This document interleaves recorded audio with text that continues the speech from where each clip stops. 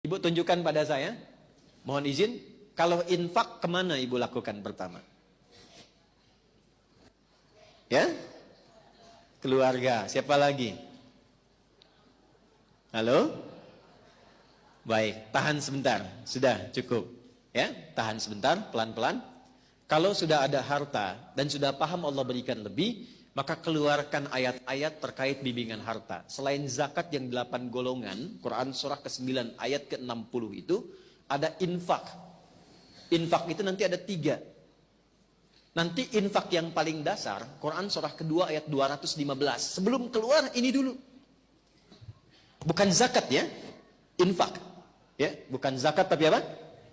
Quran surah kedua ayat 215. Yas'alunaka madza yunfiqun. Mereka bertanya padamu Muhammad SAW, apa yang harus diinfakkan dan kemana disalurkan? Perhatikan jawabannya.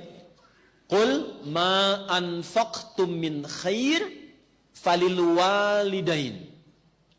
Katakan, sampaikan Muhammad SAW, kalau ada yang mau infak, pertama siapkan yang terbaik untuk diinfakkan. Siapkan yang kalau mau ngasih pakaian, pakaian yang baik. Ngasih makanan, makanan yang baik. Jangan makanan lihat pun sudah nggak enak diserahkan ke orang. Jelas? Ibu punya 100.000 yang bagus sekali, segar. Tak masih bunyi. Yang kedua, yang sudah layu, orang India bilang the kill of the kumel. Ya? Tiba-tiba mau infak, yang dikasih itu yang bagus, yang jelek. Oke? Nah, kaidah Quran mengatakan berikan yang bagus. Tapi poinnya bukan itu. Kemana diberikan? Ternyata yang pertama diinfaki itu orang tua.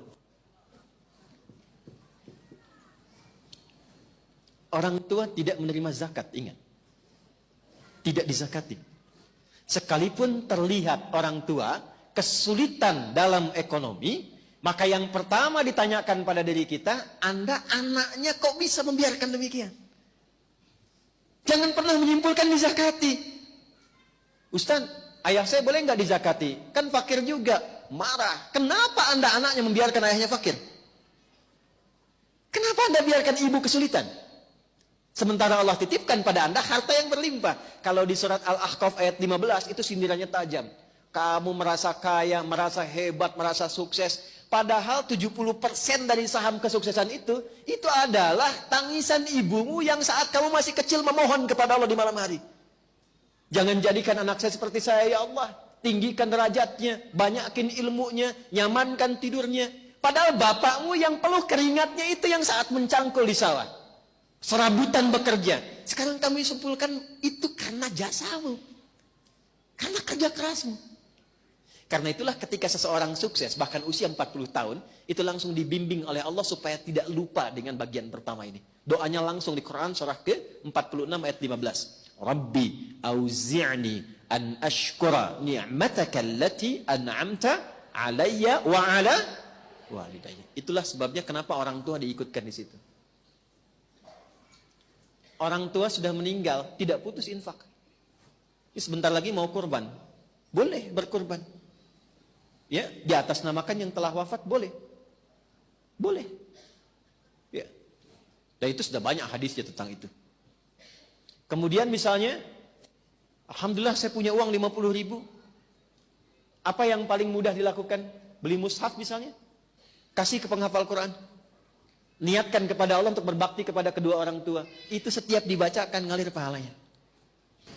Jadi berbuat baik pada orang tua itu selalu cepat dijawab oleh Allah. Jadi kalau ibu ingin menerjemahkan amalan Sayyidah Khadijah dengan hartanya, kalau beliau dulu punya Nabi, sekarang kita bawa ke tingkat tertinggi yang diletakkan pengabdiannya setelah ibadah kepada Allah. Quran surah 17 ayat 23. Wa qada rabbuka alla ta'budu illa iyyahu wa bil walidaini ihsana.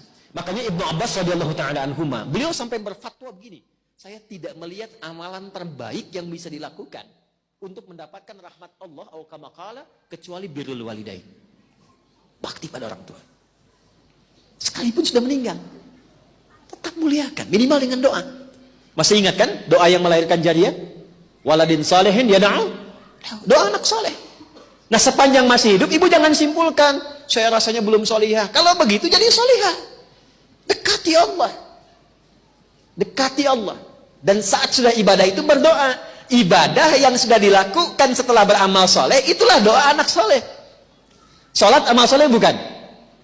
Ya, setelah sholat berdoa. Di antara doanya untuk orang tua. Baca Quran amal soleh bukan? Berapa banyak orang setelah baca Quran yang berdoa? Saya perhatikan selesai tutup aja. Ambil manfaatnya. Selesai baca, berdoa. Berdoa. Demikian saat berzakat, berinfak. Berdoa di situ. Walidain, wal aqrabin, kerabat dekat. Betapa bagus dan saya senang. Berinfak keluar, sampai ke luar negeri. Bagus. Luar daerah. Tapi jangan lupa, ada kerabat terdekat. Kakak, adik, anak kakak, anak adik, sepupu. Wal yatama, anak yatim. Anak yatim itu ditekankannya pakai infak. Walaupun dia kaya, nggak apa-apa. Datangnya nggak harus bawa uang, bawa hadiah yang menyenangkan dia. Ketika dia senang, berdoa. Bukankah anak yatim itu dekat dengan perhatian Nabi? Ya kan? Anak yatim itu dekat dalam pemeliharaan Allah. Wa ammal yatima fala taqhar. Allah perhatikan dia. Jadi kita narik perhatian Allah melalui kebaikan pada anak yatim. Begitu ada harta, kunjungi. Kalaupun saudara meninggalkan yatim ada anaknya dan dia kaya, nggak harus bawa uang. Mungkin 1 juta nggak ada apa-apanya buat dia. 1 miliar nggak ada harganya karena hartanya triliunan misalnya. Tapi 1 mobil-mobilan mungkin berkesan tuh anak itu. Ketika dia merasa bahagia dan senang, Allah pun memberikan taufiknya dan datang kemuliaannya kepada keluarga ibu. Wal masakin, orang miskin. Yang kelima, wabnis sabil, yang kesulitan dalam perjalanan. Termasuk itu anak-anak yang sekolah. Kenapa nggak ibu bikin program beasiswa? Biaya SPP-nya. Ya, itu tinggi nilai di hadapan Allah Subhanahu wa taala.